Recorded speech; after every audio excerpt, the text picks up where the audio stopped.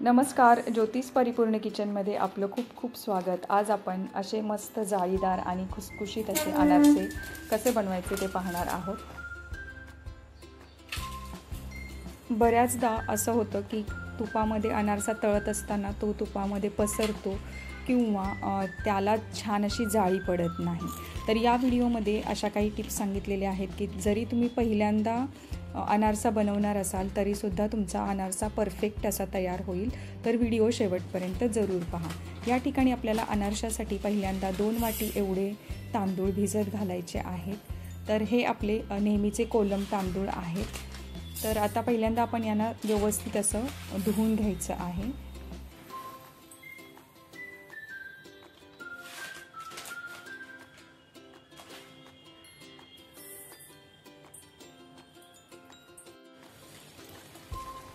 दोन ते 3 वेळेला या तांदळामध्ये पाणी घालून आपल्याला तांदूळ स्वच्छ धुवून घ्यायचे आहेत आणि त्यानंतरच आपल्याला हे तांदूळ 3 दिवसासाठी भिजत घालायचे आहेत. तर पुरेसं पाणी घालून आपण पहिल्या दिवशी हे तांदूळ भिजत ठेवणार आहोत. त्यानंतर 3 दिवस आपण याचं रोज पाणी चेंज करत राहायचं आहे. म्हणजे याच्यातला जो वास असतो तो निघून जातो आणि आपल्या तांदळाला याचा वास राहत नाही. तर या पद्धतीने पहा, आता 3 दिवस आपण हे तांदूळ रोज पाणी चेंज करून भिजत घातलेले आहेत. आता तिसऱ्या दिवशी आपण याच्यातलं संपूर्ण पाणी काढून टाकायचं आहे अशा पद्धतीने आणि याला एका चाळणीवरती आपण निथळत ठेवणार आहोत. आता तांदूळ निथळून झाले की आपण याला एका कपड्यावरती सुकत घालायचं आहे.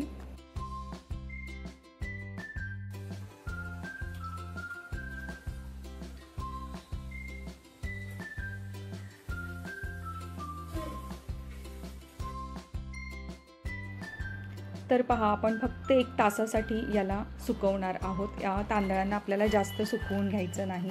याच्यातील ओलावा आपण संपूर्णपणे काढून टाकणार नाही. तर यामध्ये ओलावा शिल्लक राहायला हवा इथपर्यंतच आपल्याला हे सुकवून घ्यायचे आहेत. म्हणजे फक्त 1 तासभर आपण या कॉटनच्या कपड्यावरती तांदळाला घालून ठेवायचं आहे आणि त्यानंतर लगेचच आपण याला बारीक करून घेणार आहोत.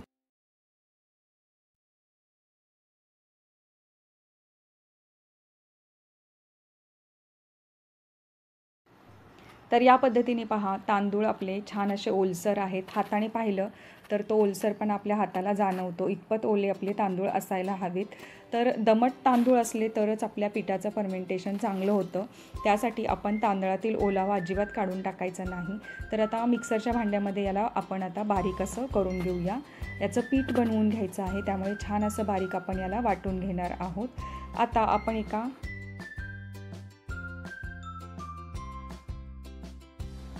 ताटामध्ये याला चाळून घेणार आहोत. तर पीठ छान बारीक झालेलं असतं तरीसुद्धा आपण याला चाळून घ्यायचं आहे. म्हणजे जे आपल्याला पीठ मिळतं तांदळाचं ते एकसारखं छान असं मऊसूद मिळतं. तर त्यासाठी आपण पहिल्यांदा बारीक केलेले तांदूळ एकदा चाळून घ्यायचे आहेत आणि जे उरलेले जाडसर तांदूळ शिल्लक राहतात चाळणीमध्ये ते सुद्धा परत आपण मिक्सरमध्ये घालायचे आहेत आणि परत एकदा बारीक करून घ्यायचे आणि परत एकदा आपण याला चाळून घ्यायचं आहे. तर पहा, तांदूळ ओलसर असल्यामुळे याची पिठीसुद्धा ओलसर अशी तयार होते आणि त्यामुळे चाळताना आपल्याला थोडासा वेळ लागू शकतो.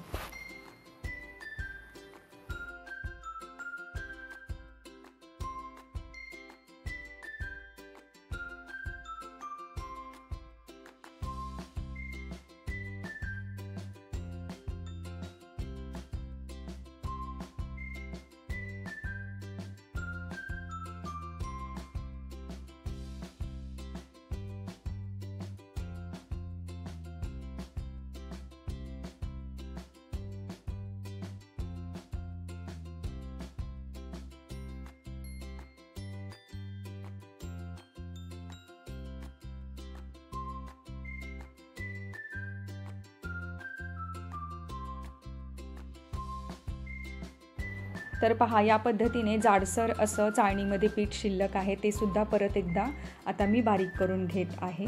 तर अशा पद्धतीने आपल्याला छान असं एकसारखं मऊसूद पीठ तयार करून घ्यायचं आहे.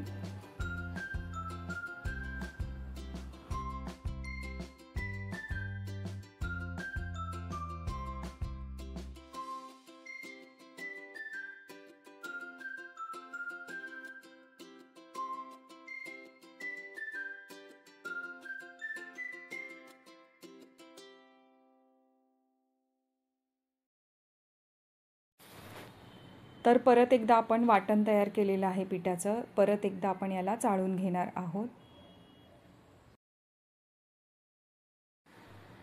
तर तुम्ही पाहू शकताय पीठ हे ओलसर असल्यामुळे आपल्याला चाळणीमधून ते पाडताना सुद्धा वेळ लागत आहे. तर अशा पद्धतीचं दमट असं पीठ आपल्याला अनारसे बनवण्यासाठी लागत असतं. तर या पद्धतीने पहा, हाताने छान असं आपण त्याला मिक्स करतच चाळून घ्यायचं आहे आणि उरलेलं जाडसर पीठ आहे ते सुद्धा परत एकदा मिक्सरमध्ये आपण बारीक करून यामध्ये मिक्स करायचं आहे. तर अशा पद्धतीने आपण 2 वाटी तांदूळ भिजत घातले होते, त्याचं पीठ आपण तयार करून घेतलेलं आहे आणि या पद्धतीचं तांदळाचं पीठ आपल्याला अनारसे बनवण्यासाठी लागत असतं. तर आता या तांदळाच्या पिठामध्ये आपल्याला गूळ मिक्स करायचा आहे. तर आपण सुरुवातीला 2 वाटी तांदूळ भिजत घातले होते, त्यामुळे गूळ मिक्स करताना सुद्धा आपल्याला या ठिकाणी 2 वाटी एवढाच गूळ मिक्स करायचा आहे. जरी पीठ बनवल्यानंतर पिठाचं प्रमाण वाढलेलं असलं तरीसुद्धा गुळाचं प्रमाण आपण वाढवायचं नाही. तर 2 वाटी तांदळाला 2 वाटी एवढंच आपण गूळ घालायचं आहे. आता गूळ घालताना आपण याला पहिल्यांदा बारीक करून घ्यायचं, म्हणजे खिसणीवरती खिसून घेऊ शकता किंवा तुम्ही विळीवरती गूळ हा बारीक करून घ्यायचा आहे. आणि ज्या वाटीने आपण तांदूळ मोजले होते त्याच वाटीने आपण मोजून असा 2 वाटी गूळ या पिठामध्ये मिक्स करायचा आहे.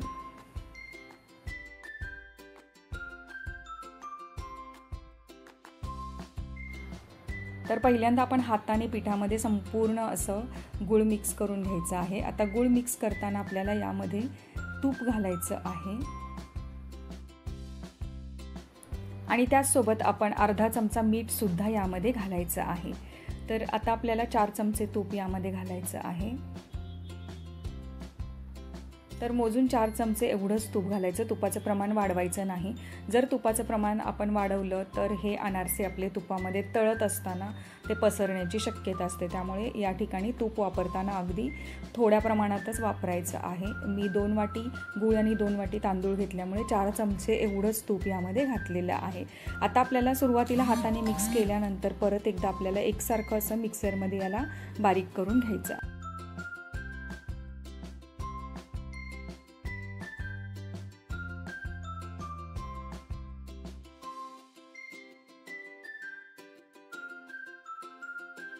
तर मिक्सरमध्ये मिक्स करत असताना आपण याला 2 बॅचेसमध्ये मिक्स करून घेणार आहोत. म्हणजेच 2 बॅचेसमध्ये आपण याला परत एकदा मिक्सरमध्ये भांड्यामध्ये घेऊन आपण बारीक करायचं आहे. तर पहिल्यांदा अर्धा भाग मी घेतलेला आहे. तर एकदा आपण याला पल्स मोडवरती फिरवून घ्यायचं आणि त्यानंतर पहा, अशा पद्धतीने आपलं पीठ तयार होतं.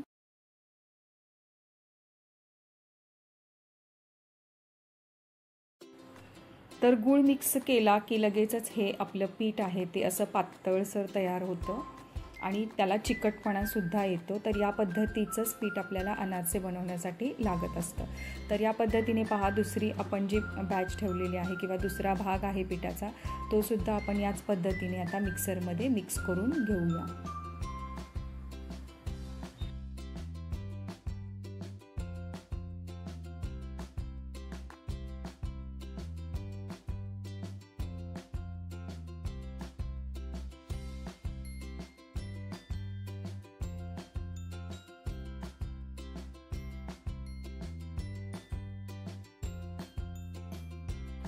आता पहा, संपूर्ण पीठ आपलं बारीक करून झालेलं आहे आणि मिक्स करून सुद्धा झालेलं आहे. तर या पद्धतीचं पहा, अनारशाचं पीठ आपलं आता तयार झालेलं आहे. तर आपण एकत्र असं मिक्स करून घेऊया. दोन्ही भाग आपण आता एकत्र करून घ्यायचे आहे.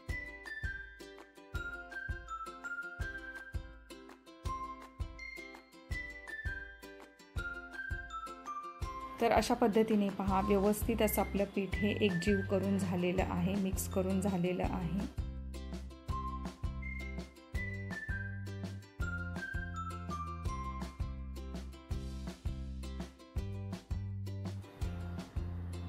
तर या ठिकाणी आपल्याला हे पीठ जरी असं ओलसर वाटत असेल तरीसुद्धा फर्मेंटेशन नंतर हे पीठ अगदी परफेक्ट तयार होतं.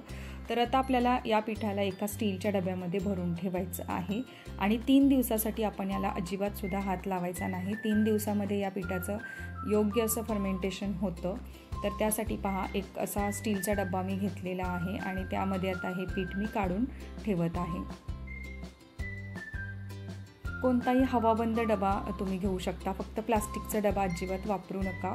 स्टीलचाच डब्याचा या ठिकाणी उपयोग करा.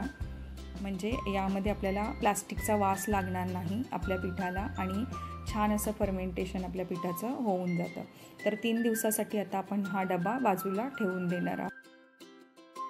जर हवामान दमट असेल तर 2 दिवसामध्ये सुद्धा हे पीठ छान फर्मेंट होतं आणि आपल्या अनारशाला छान जाळी पडू शकते.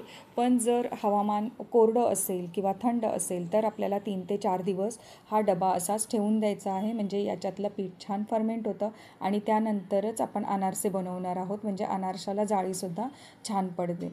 तर या ठिकाणी पहा, आपल्याला आता 3 दिवस झालेले आहेत. आपण आता डबा उघडून पाहूया. तर छान असा पिठाचा वास येतो आहे, आंबण्याचा वास येत असतो. तर तशा पद्धतीने पहा, छान असं कोरडं पीठ आपलं तयार झालेलं आहे आणि हाताने उचलून पाहिलं तर याची गोळी तयार होते. तर हे पीठ आता आपल्याला एका परातीमध्ये किंवा ताटामध्ये काढून घ्यायचं आहे.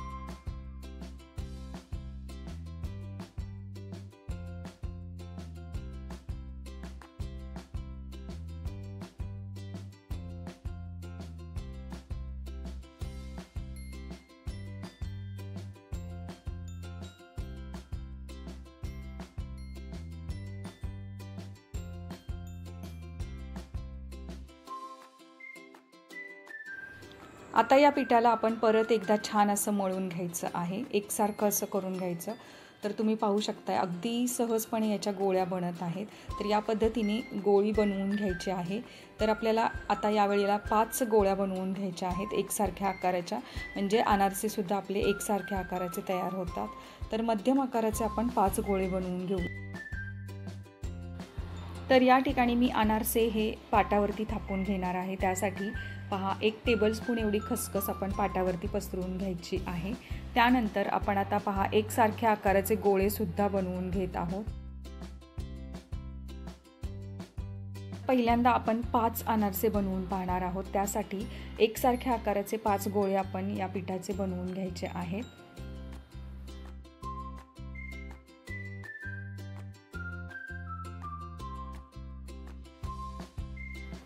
आता 1 गोळी आपण याच्यातली अनारशाची घेणार आहोत आणि या पद्धतीने बोटाला पहिल्यांदा तूप लावून घ्यायचं आहे आणि खसखशीवरती 2 बोटांच्या साहाय्याने आपण अशा पद्धतीने अनारसा हा पसरवून घ्यायचा आहे. याला गोल आकारामध्ये आपण पसरवत राहायचं आहे. पीठ एकदम छान असं मऊसूद असल्यामुळे पटकन हा अनारसा पसरला जातो. तर पहा, या पद्धतीने गोल आकारामध्ये आपण आता पहिला अनारसा अशा पद्धतीने बनवून घेत आहोत. तर आपल्याला अनारसे हे जास्त जाड ठेवायचे नाहीत किंवा जास्त पातळही करायचे नाहीत. तर मध्यम जाडीवरती आपण अनारसा थापून घेणार आहोत.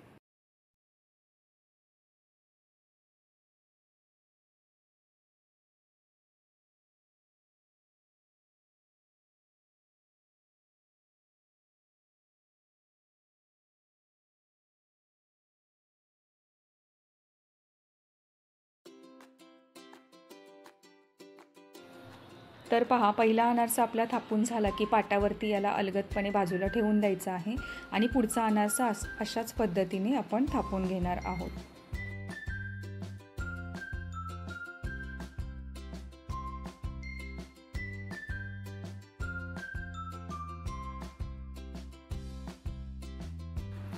तर सुरुवातीला आपण 5-5 अनारसे थापून घ्यायचे आहेत आणि तळूनसुद्धा घ्यायचे आहेत. एका वेळेला जास्त अनारसे बनवून ठेवायचे नाहीत आणि अनारसे बनवले तरी ते एकमेकांवर अजिबात ठेवायचे नाहीत, नाहीतर ते एकमेकांना चिकटण्याची शक्यता असते. तर पहा, या पद्धतीने आपले 2 अनारसे तयार झालेले आहेत. आता पुढचे 3 अनारसे मी याच पद्धतीने तयार करून घेत आहे. तर आपण अनारसे बनवत आहोत तोपर्यंत मी एका बाजूला गॅसवरती तूप तापवण्यासाठी ठेवलेलं आहे. अनारसे शक्यतो तुपामध्ये तळायचे, कारण तुपामध्ये तळलेले अनारसे चवीला अतिशय अप्रतिम असे लागतात. छान अशी तुपट अशी चव येते अनारशांना आणि जास्त दिवस ते असे कुरकुरीत बनून राहतात. त्यामुळे शक्यतो अनारसे आपण तुपामध्येच तळायचे, म्हणजे ते जास्त दिवस ठेवले तरीसुद्धा त्याला तेलकट असा वास लागत नाही आणि त्याचा आकारसुद्धा बदलत नाही किंवा ते मऊ पडत नाहीत. त्यासाठी आपल्याला अनारसे तुपामध्ये तळून घ्यायचे आहेत. तर या पद्धतीने पहा, 5 अनारसे माझे थापून झालेले आहेत. आता आपण तूप कितपत गरम झालेलं आहे ते एकदा चेक करूया.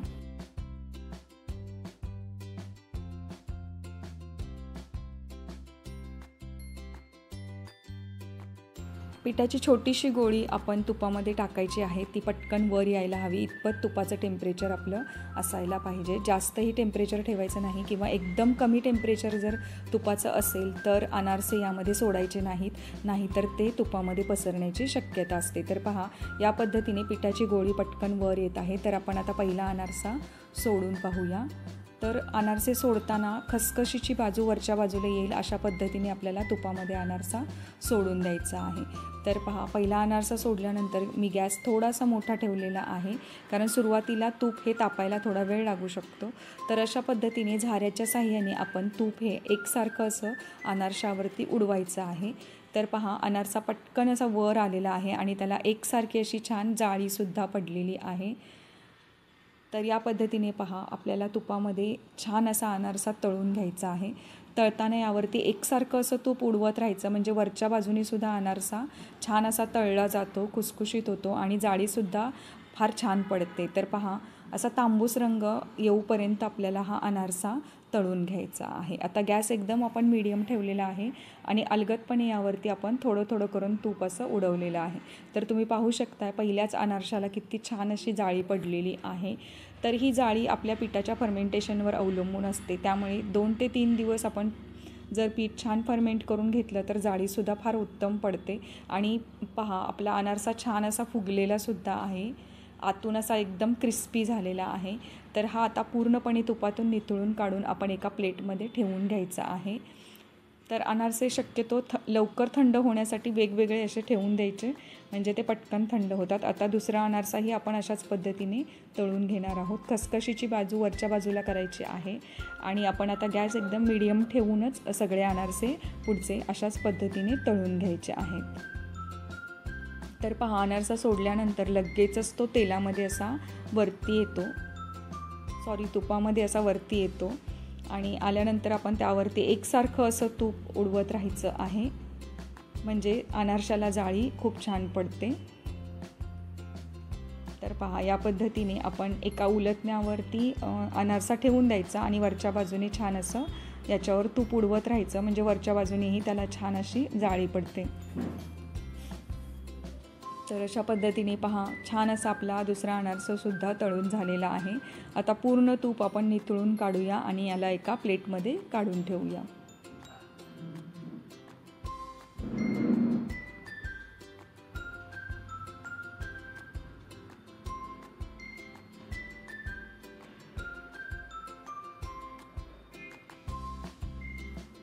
आणि आता याच पद्धतीने आपण उरलेले सुद्धा सगळे अनारसे तळून घ्यायचे आहेत.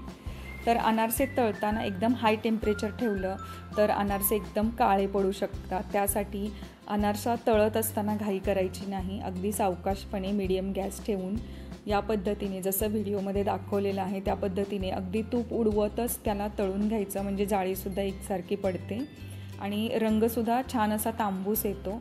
जास्त काळपट रंगावरती अनारसे तळायचे नाहीत, कारण ते चवीला छान लागत नाहीत. तर या पद्धतीने तांबूस रंगावरतीच आपल्याला अनारसे तळून घ्यायचे आहेत. तर या व्हिडिओमध्ये बऱ्याच काही टिप्स तुम्हाला सांगितलेल्या आहेत. त्या कशा वाटल्या हे कमेंट करून जरूर सांगा आणि व्हिडिओ पाहायला तुम्हाला कसा वाटतो हे सुद्धा तुम्ही कमेंट करून जरूर सांगा. आवडत असल्यास व्हिडिओला लाईक जरूर करा आणि चॅनलला सबस्क्राईबसुद्धा करा. तर या पद्धतीने पहा, आपण उरलेले आता अनारसे सगळे तळून घेत आहोत.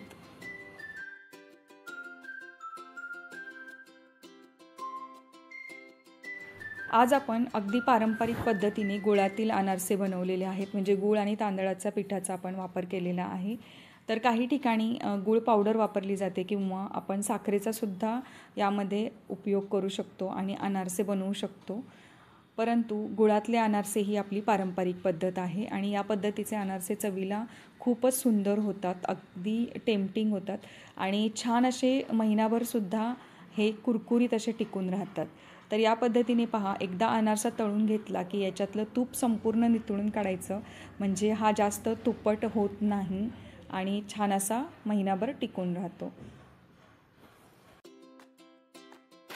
तर या व्हिडिओमध्ये सांगितल्या प्रमाणामध्ये आपले अर्धा किलोचे एवढे अनारसे तयार होतात. बरोबर 200 ग्रॅम आपण तांदूळ घेतलेले आहेत आणि 200 ग्रॅम एवढा आपण गूळ याच्यामध्ये मिक्स केलेला आहे.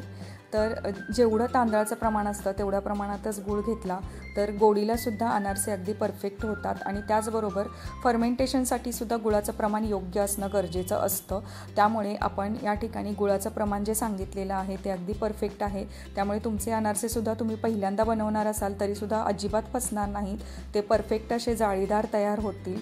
त्यामुळे या व्हिडिओमध्ये सांगितलेल्या टिप्स आणि ट्रिक्स जरूर यूज करा, म्हणजे तुमचेसुद्धा यावेळी दिवाळीमधले अनारसे असे छान खमंग खुसखुशीत होतील आणि त्याचबरोबर जाळी अगदी छान अशी परफेक्ट पडेल आणि तुपाचा सुगंध आणि गुळाची चव अगदी परफेक्ट असे अनारस्यामध्ये उतरेल.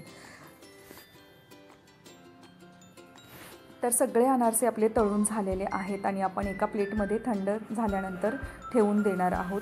तर आपण हे अनारसे पॅक करताना एखाद्या झिपलॉक बॅगमध्ये पॅक करायचे आहेत किंवा हवाबंद डब्यामध्ये याला ठेवून द्यायचं आहे, म्हणजे महिनाभर हे मऊ पडत नाहीत, छान क्रंची राहतात, क्रिस्पी राहतात. तर या सगळ्या टिप्स तुम्हाला कशा वाटल्या व्हिडिओमध्ये सांगितलेल्या हे जरूर तुम्ही मला कमेंट करून सांगा. आणि व्हिडिओ पाहायला कसे वाटतात हे सुद्धा तुम्ही कमेंट करून सांगा.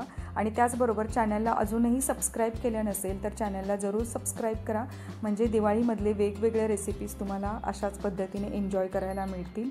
तर पाहूया आपला अनारसा कितपत क्रिस्पी झालेला आहे. तर पहा, आपल्या अनारशाचा रंग किती सुंदर असा उठावदार दिसत आहे. छान असे आतून कुरकुरीत झालेले आहेत आणि छान जाळीसुद्धा पडलेली आहे. तर याच्यातला एक अनारसा आपण आता तोडून पाहूया. तर पहा, आपला अनारसा छान असा खुसखुशीतसुद्धा झालेला आहे आणि अजिबातसुद्धा याला जास्त तूप राहिलेलं नाही, एकदम कोरडा असा तयार झालेला आहे. तर असे छान क्रिस्पी आणि कुरकुरीत जाळीदार अनारसे बनवण्यासाठी रेसिपीला लाईक, शेअर आणि सबस्क्राईब जरूर करा. त्याचसोबत तुम्ही अजून बेल आयकन प्रेस केलं नसेल तर बेल आयकनसुद्धा प्रेस करा, म्हणजे नवीन व्हिडिओचं तुम्हाला नोटिफिकेशन मिळेल. तर भेटूया नवीन रेसिपीसोबत पुढच्या व्हिडिओमध्ये. तोपर्यंत thank you for watching. Take care and bye bye.